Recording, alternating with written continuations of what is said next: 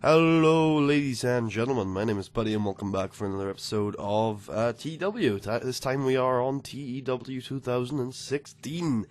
Still playing the demo right now. And yeah, it's time for a new series. I have been playing around with a couple companies prior to recording this, and I've actually decided that instead of going for a more well-informed idea of a couple of companies, I decided just to jump into this one blind, pretty much. I do know a little bit about the demo and how the way this game now works, but this company I haven't played before in this particular version of the Cornellverse. This one I haven't played in this version of the C-verse, and yeah, we're just jumping in blind, so hopefully we'll do a little bit of learning. Hopefully we will do okay. Game is certainly stumping me a little bit in terms of getting everything right. So let's head straight in. So I am I think I'm gonna be Phoenix, right? Unless he's actually left. Nope, he's still there. Cool. Pretty sure Phoenix is the booker here. So we're gonna go with average reputation. Yep. Okay, cool. And yeah, we're gonna book OLLIE, which has pretty much no official acronym. So yeah, OLLIE doesn't have any actual official acronym, so we're just gonna honestly make them up as we go along. I like to prefer. Obviously, Lucha Libre is excellent. Because that's clearly what we're going to be doing here. So let's take a look first and foremost at the bio. So OLLIE are the oldest active wrestling promotion in the entire world, having celebrated their 60th birthday in 2015. They are sometimes known as the People's Promotion in reference to their golden era, when their low-cost shows would fill arenas with entire families. Famously, there is much confusion over what the initial stands for, and there are at least 5 competing theories with a strong claim to being the truth. At one point in time, they were the most successful company in Mexico, running sold-out shows at every night, with the greatest collection of stars ever seen on one roster. The emergence of MPWF and South of the Border ended OLLIE's stranglehold on Lucha Libre, though, and nowadays their glory days are well and truly a thing of the past as they struggle to stay afloat in the face of South of the Border's dominance. So OLLIE are basically just quite a kind of a people's promotion kind of thing. They just put on simple shows for people to enjoy. They've gotten a little bit smaller since last time round. They're regional still. They're part of the Confederation of the Territories. So I like to call OLLIE the Mexican territory. And yeah, it's just it's kind of interesting. It's somewhat probably for the territory guys to come and get a little more experience. And for them, for OLLIE, it's more of just a put on some cool shows kind of thing. So, with that said, let's have a look at the product. So it is traditional Lucha Libre, or Lucha Libre Tradicional. It's 90% matches everywhere. It has a face-heel divide, although it will be a Rudo Technico divide. Or Technico Rudo divide, sorry. No weight division. OLLIE are interesting because they are one of the only companies in. Well, they were one of the first companies in Mexico to start a women's division. So, obviously, Lucha Libre Tradicional is traditional key feature and Lucha Libre key feature, and then we have a little bit of mainstream as you expect in Lucha Libre, and a tiny bit of comedy, probably less than usual in Lucha Libre. And a little bit of realism, not a lot of modern, but more modern than, say, realism, because it's fast-paced stuff, as you can expect, and then a little bit of pure. So, in a lot of ways, it's kind of a sport mixed in with extremely colourful characters in stories of traditional good and evil. That's probably the best way to describe it. You know, it's matches given time to tell stories, whereas outside of the matches, you're not looking at just sports competitors. You're looking at extremely colourful and outlandish characters in traditional stories of good versus evil. So, oh god. Wrestlers are in more in popularity than performance. Will make Puroresu less effective, hardcore less effective. They will expect all wrestlers to have a gimmick. Attract fans who do not respond well to subtle gimmicks. We'll need at least one match aimed at high spots, car crash, or steal the show, and one match aimed at storytelling. Will attract fans put off by highly risky angles. Extremely favorable to getting sponsorship, not to be rocked by industry changes, and Young Lions are not active. Alright, sounds good. We've got pretty intense product, not very dangerous though. Interesting for being such a modern promotion, or not really a modern. It's not fantastically modern. Oh, I should mention the numbers I have here. They look a little out of place. I really like these numbers. I've been working with them for like 3 years now. And so I decided just to port them over into the normal Seaverse 2016 skin. So if that's why they look a little out of place, that's because they're not from this skin. Alright, let's take a look at the... now that we've seen the product, we should actually probably put some points into talent. Some talent points. Before we do, we should check backstage. Okay, so OLLIE could use a little bit of leadership. So that's unfortunate. That's what I'm going to do, though. I'm going to put 2 points into diplomacy, 4 into leadership, 6 into motivation, 6 into creativity, and 4 into negotiating. Okay. And then we will top up creativity, motivating, and negotiating. Oh, no, we can't. Have these changed, by the way? No, they seem about the same as last time. Alright, hopefully that works out well. Now let's take a look at our creative meeting. So, this has changed a lot. A couple of guys, very obviously Phoenix, and El Critico's still there. So actually, it's only one guy who's really moved out of this. And I think Phoenix is actually retired, which is why he's not on this anymore. Over the last couple of years. So these two guys, Nicolas Lopez and Marcos Flores, are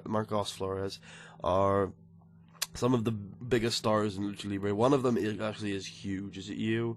It might be you. So here's here's Nicolas Lopez. He has a solid Rudo base, as you can see here. Pretty Super Junior-esque with these skills. He can be a reasonable base, and he's not totally boring. But he's clearly got the skills to carry somebody a little bit more flashy to something sensational, truly. So, yeah, this is and he's obviously got the 88 star quality, which is some of the best in the world. And with the changes to TEW2016, with national battles, star quality is extremely important. So, untouchable Nicolas Lopez is someone to look out for. He is way more over in Mexico than we are. He is carrying us hugely. Should be okay now that Premier are dead. One of the old top 3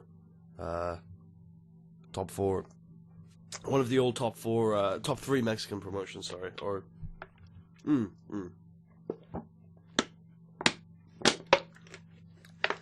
oops, probably. Sorry if you heard me drinking them. All right, so he also holds the Confederation of the Territories Championship. He won it off of Hollywood Brett Starr. So he'll be defending that on occasion. That'll be cool. Also, we have Marcos Flores, who is almost the perfect rival to him. He's also a little flashier. He's the Technico, in my opinion. Like, looking at the stats, Marcos is the Technico, whereas Nicolas is the Rudo base. And yeah, he's good. I really like Marcos. Both of these guys could be in TD. If they are, then we've got a couple problems. But they're suited for each other in terms of matches. They're great. They could probably use a little bit more flash ability, but otherwise, yeah, they're fantastic, and they're actually partners at times. I think they're occasional partners. They competed in the Sam Keith Classic together, so we'll see how it goes. I think they're fantastic. They're also good as a tag team. Now I think about it. Yeah, they do cover each other's weaknesses in that regard too, but they're obviously good opponents too. All right, we got Hijo del Mefizo. Yeah, Hijo del Mefizo. So that's son of... Oh, it says the second coming, so it might just be son of... Yeah, okay, it's son of Mefizo. The high flyer in the demonic mask, the nephew of the original Mefizo, youngest brother who never became a wrestler, and shares a lot of the same traits.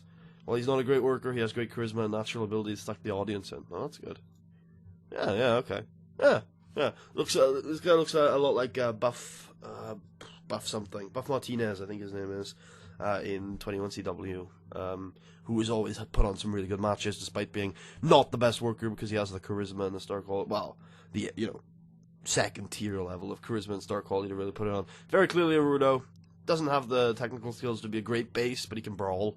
So we could be looking at some nice wild brawls with people on occasion, perhaps, especially with a little bit of flashiness.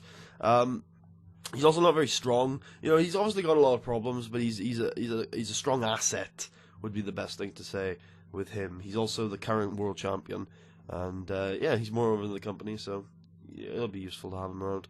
We got El Critico, one of the better workers in the company. He has technical excellence, longtime OLLIE loyalist, and he is he's a very good worker. He has some of the best technical skills in the company, probably a good base, or if he works a little faster, he can probably play a bit of a technico. Clearly got the star quality to do it, to pull it off. He's got all the tools, really, when he's up against someone a little better that can carry him. So, yeah, really like El Critico. He's one of the most vital Rudos on the roster. He's real good. In terms of popularity, again, he's more over in the company, which is what we're looking for. Then we got El Hijo Espada Roja. Okay, El Hijo Espada Roja.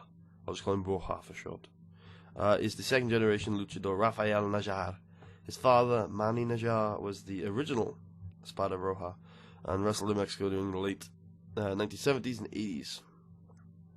Manny was a fairly popular character, although never a true headliner, whose career was eventually cut short by a neck injury. El Hijo Espada Roja is now looking to achieve what his father never could, which is to win a Lucha Libre World title. He joined South of the Border for his first taste and was a solid mid-carder for them until 2015 when he after his release, frustrated being stuck in that role, and apparently feeling he'd rather be a big fish in a small pond. He joined OLLIE a month later. He's certainly got a lot to go, but he could eventually be a useful headline act, but he has got a long way to go in order to be that, and he's not exactly young. He is 29. And he's over, so that's good. And he's got that name value from being in South of the Border, so we'll see what happens with him. Alright, in terms of next big things, we're obviously looking at the two big young people OLLIE has had for a couple of years now. Gino Montero, in my opinion, he is the future Rudo to rule all of Lucha Libre on the opposite side of the ring to his, in my mind, arch nemesis El Mitico Jr. So we will certainly have that feud if I can keep Gino for long enough and sign El Mitico, and then Mr. Lucha 3, who's one of OLLIE's best prospects by far, and so he is, how old is he nowadays? He's 28 now, but you can clearly see with that 86 star quality and 79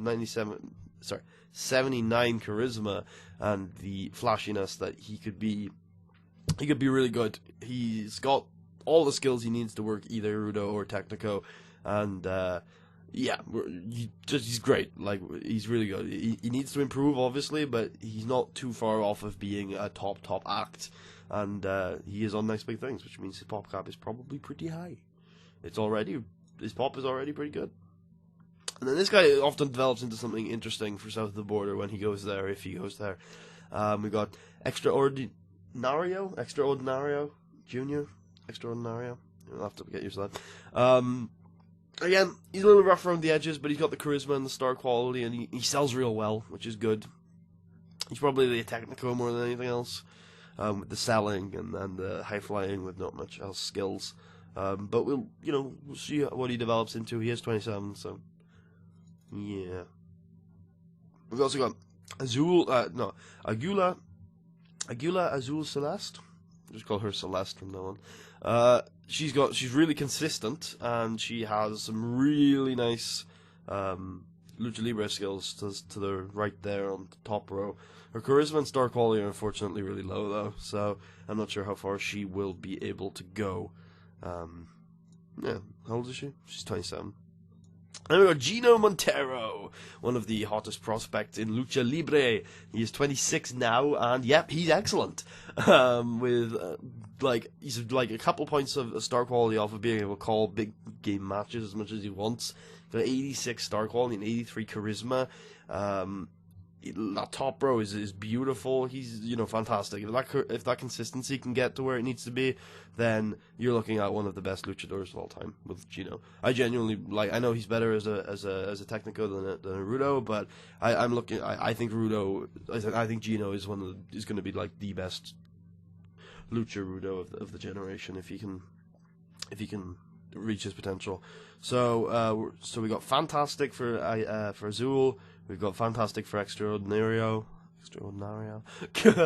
We got Disturbed, who is new. Queen Amazon, North Star. So all these are new. So we got Disturbed, who is apparently originally going by the awful ring name Stretch the Chicken Boy. So he is Canadian, and he apparently has Fantastic. Did I say? Yes, Fantastic. So that's really good for him. And he certainly looks it. And the star quality isn't dreadful. He could be a useful second-tier main eventer if we're not in a national battle. At which point he'll have to become like an upper mid-carder. And he's not particularly over. That's fine. He's young. Youngish. We got Queen Amazon, 28 years of age. By the time she hits 30, she can probably be something useful to us. She got the star quality too. We'll see how she turns out. We've got North Star Jr., who is 27, and again, probably upper mid-carder. Mid-carder a little bit, probably a trios guy. He's currently the mid-card champion, so. Okay, we have Talk the Talk. At the top is Hijo del Mefizo. I'm trying to put an L in that. Yeah, this guy can talk. We'll have to do some angles with him. Gino. Yep, definitely. Extraordinario can definitely do some talking. Mr. Lucha. Yep. And then Marcos Flores. Yeah, alright. Cool. We have our talkers. That's a good set. In terms of showstoppers, we've talked about all these people before, but now you can see them in order of how exciting their matches are likely to be. Then we're looking at ring generals. There are a couple of new guys on this list. So Purple Viper is definitely, I agree, ring general. One of the more solid acts for luchadoras everywhere. I've used her to train workers before. There are a lot of people at OLLIE that are worth training, so she'll be seeing a lot of matches. Let's just say that. Phoenix 3 is I don't think he was. Yeah, okay. I think he might have been one of. Yeah. What I remember correctly is Phoenix 1 was amazing. Phoenix 2 was less good, and then Phoenix 3 kind of picked it back up and almost hit the same heights as Phoenix 1 was. But really what matters is that they're wearing the mask. It doesn't really matter how good they are, because it's all about like the story, and the people love Phoenix, so it is what it is. And he's good. He needs something. I wish that had been selling, not safety, because what I like is because you see a lot of people that have great psychology that can't sell. And so when you see someone without great psychology, you hope that they can sell. But it is what it is. And that 87 safety is good in this version of the game because safety has a lot more of an impact because there are more botches and more injuries. And also the figurehead system means that you don't want... There's a couple guys that you really don't want getting injured. And so what you'll often do is you'll only put them up against people who are safe. And so someone like this, who is clearly good and safe, is often good to put up against your figurehead in times that you need him to stay safe. So, yeah, there you go for Phoenix 3. And that's about it. And then who's hot, nobody, and who's not, because momentum has changed a lot. People, I think everywhere in the world now start with average momentum. So, don't worry about that. Time decline, not bad! Phoenix 2 is not on there? Is Phoenix 2 still wrestling? Phoenix 2 and Phoenix 3 are the same age. They're also a tag team, so it doesn't surprise me that Phoenix 3 is on there, but not Phoenix 2. Marcos Flores, that's disappointing. I didn't see him. That's unfortunate. Oh well. He can probably work that tag team for a while. El Critico, that's unfortunate as well since he's in the main event, but that's probably expected for El Critico. He's been in the main event for a long time. Then Slayer, who we haven't talked about yet, is A luchador who's best known for his dead zone finisher. Okay, cool.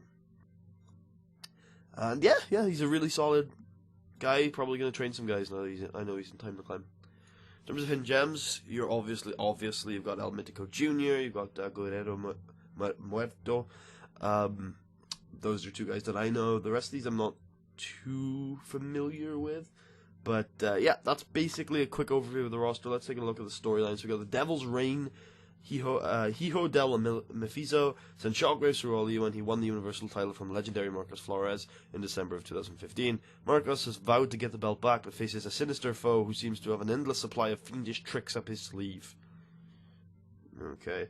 The Uprising. Gino is the fastest rising star in OLLIE, but has suffered his first setback when he ran into the veteran Rudo El Critico and succumbed to his rule-breaking ways.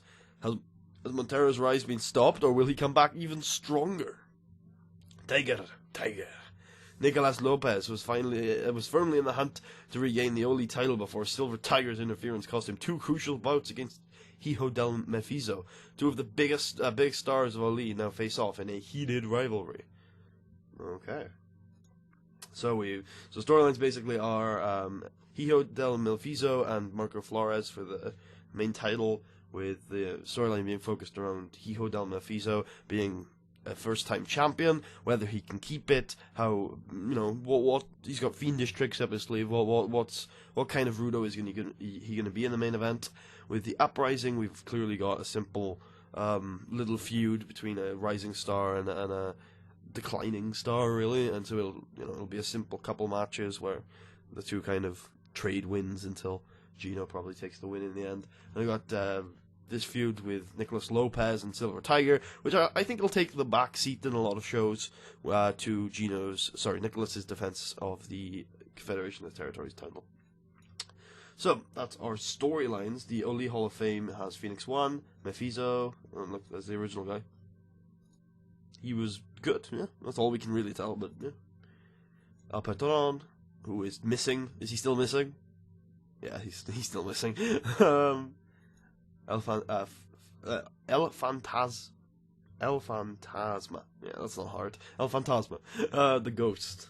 That's his finisher. It's cool. And then this guy, El Americano, I'm gonna call him. Yeah. And then we have Alfredo Menendez. No, Menendez. I was like, no, that's not Mendez. There's another N in there. That's not right. In terms of figurehead, OLLIE don't have one, and unless Phoenix 2 or Gino, maybe.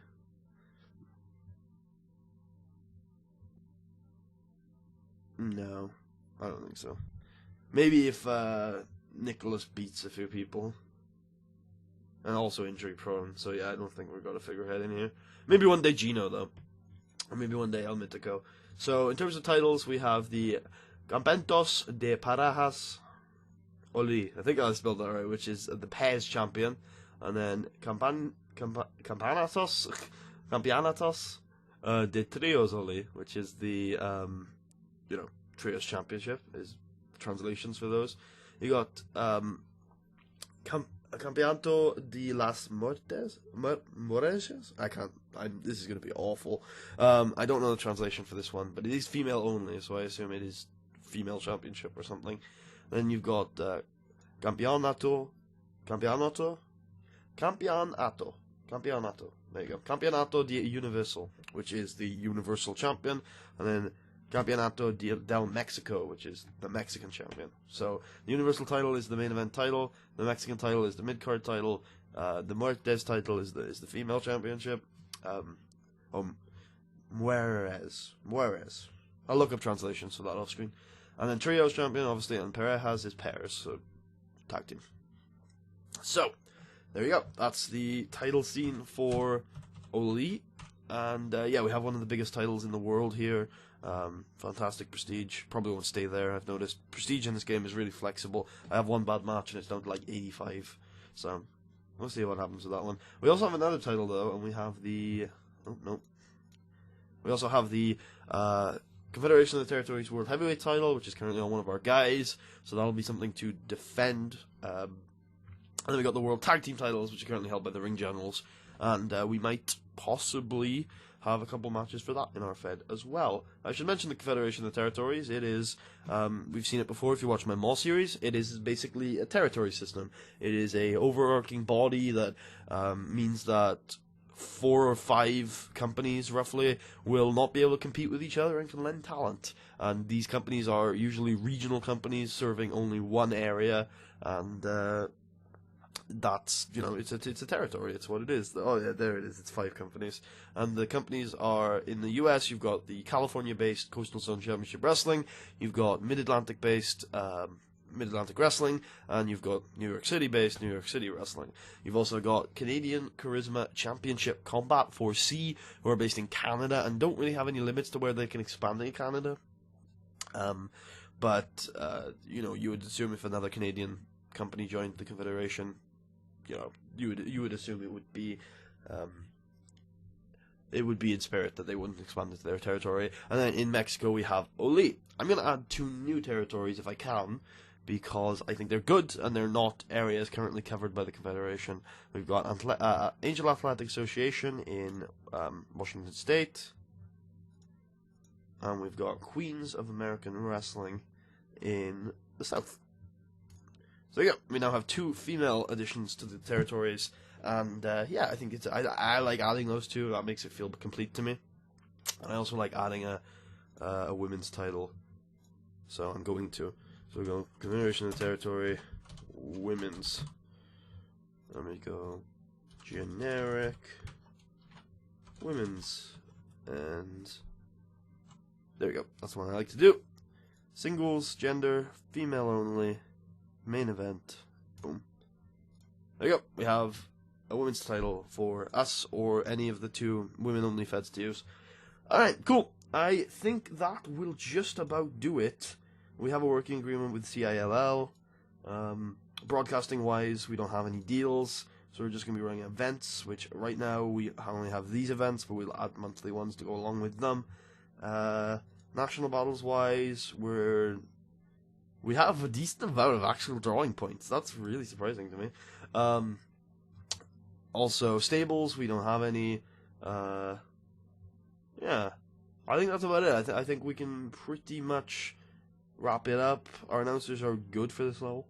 Pretty good for this level. Yeah. So, oh yeah, before I go, I should actually check ideal roster. We are at 30, so no hirings yet. Phoenix 4, I guess we'll know everyone as we go on, but I'm looking forward to working with him for the first time.